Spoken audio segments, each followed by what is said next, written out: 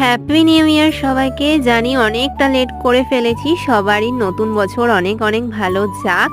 তো যাই হোক, এই বছরের দিনটা কিন্তু শুরু হলো কৃষ্ণ নাম দিয়ে। আজকে সন্ধেবেলায় আমরা কোথায় যাব এটা ভাবতে ভাবতেই আমাদের সাঁইথিয়ার এখানে একটা ইসকন মন্দির হয়েছে নতুন। তো সেখানেই গেছিলাম, আর গিয়ে আমার এতটাই ভাল লেগেছে যে কি আর বলবো। গিয়ে দেখলাম হচ্ছে সন্ধ্যা আরতি।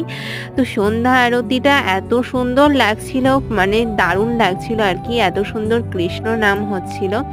তো বাইরে থেকেও দেখো কি দারুণ লাগছে, আর চারিদিকটা ফুল গাছ ছিল, প্রচুর গাঁদা ফুল ছিল। কিন্তু এই জায়গাটা এতটাই ফাঁকা যে প্রচন্ড ঠান্ডা লাগছিল, এত হাওয়া দিচ্ছিল যে সবাই একদম চাপ পুড়ি দিয়ে বসে আছি। তো এর মধ্যে আমিও একটু সেলফি তুলে নিলাম, মানে ছবি টবি তুললাম। আর তারপর এখানে সন্ধ্যা আরতি হচ্ছিল, বললাম না। তো যাই হোক, সন্ধেটা তো আজকে খুব ভালো কাটলো। তোমরা কমেন্টে অবশ্যই রাধে রাধে জানিও।